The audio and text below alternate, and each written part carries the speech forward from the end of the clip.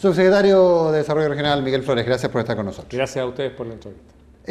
Tal vez la imagen del subsecretario, de la figura de la subdere, está asociada por algunos subderes que tuvieron un perfil mediático muy alto. Probablemente quien más recordemos es el caso del ex subsecretario y luego ex ministro Francisco Vidal. Y también porque probablemente en cada campaña electoral los políticos se acuerdan de la subdere o para criticarla o para pedir ayuda. Y siempre se ha tenido la imagen de que la subdere es como una repartidora de fondos públicos, sobre todo en periodos preelectorales.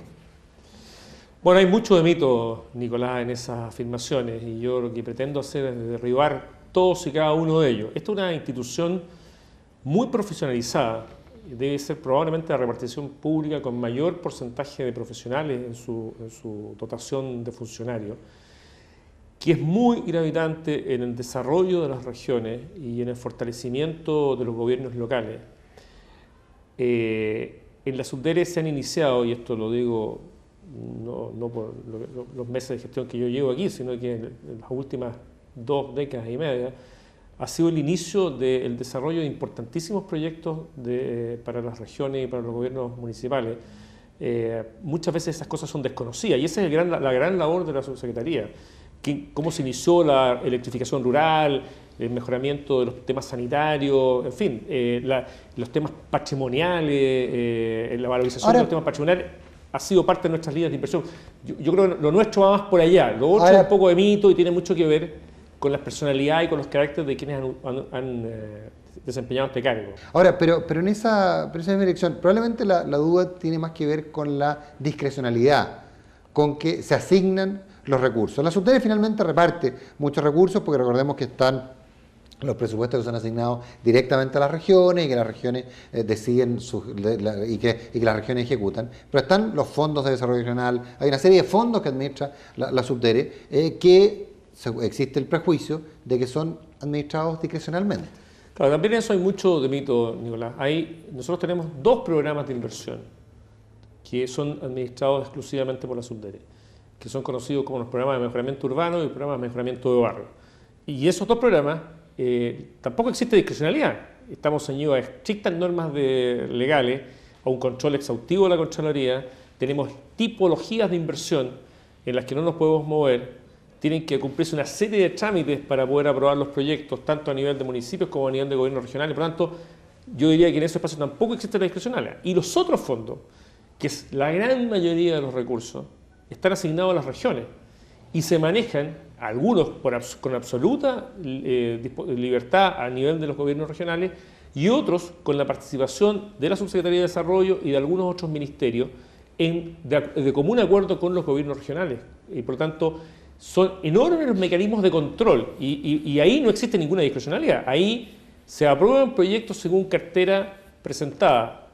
Gobierno regional que tiene cartera de proyectos probablemente va a obtener el financiamiento. Gobiernos regionales que no tienen cartera de proyectos para esas líneas de inversión obviamente no van a tener financiamiento, pero la discrecionalidad es mínima. Ahora, pero hemos hablado de 3 conceptos, gobierno nacional, gobierno regional y no hemos hablado de los gobiernos locales, que son finalmente quienes reciben. ¿Cómo se relacionan los gobiernos locales con un organismo como la subdere si estamos hablando de la intervención de los gobiernos regionales? Hay dos vías. Una es una vía directa, que es a través de estas 2 líneas de inversión que yo señalé, PMU y PMB, que son líneas que van directamente a los gobiernos locales y que son para... Ahora, pero ¿los alcaldes llegan a golpear la puerta de la subdere? Los alcaldes llegan a golpear la puerta de la subdere muchas veces, así es, y porque esas dos líneas de inversión son aprobadas por nosotros y por lo tanto ellos presentan los proyectos a nuestra subsecretaría habitualmente a nivel de nuestras oficinas regionales y luego la aprobación final se da aquí en Santiago. Y eso tiene que esencialmente ver con la calidad de los proyectos y con la pertinencia de los proyectos.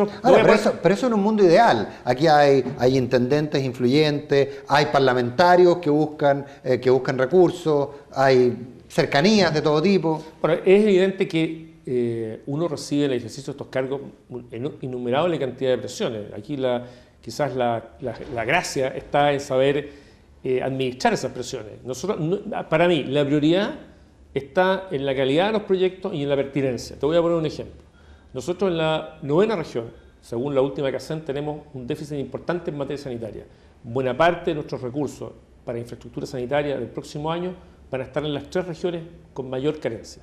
Y eso es un hecho objetivo. No tiene color político y no importa la mayor opresión que podamos recibir de determinados dirigentes o autoridades.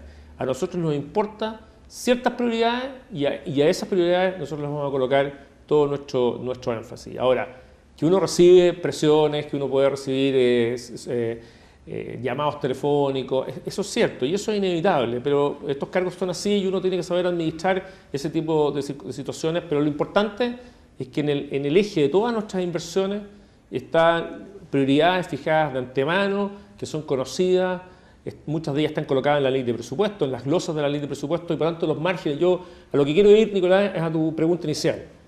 ¿Hay espacios de discrecionalidad? Hay muy pocos espacios de discrecionalidad, porque o la ley nos regula o nuestras propias políticas internas nos establecen estándares donde movernos. Y por lo tanto, esos espacios se reducen, al menos esa es mi intención, a la mínima expresión.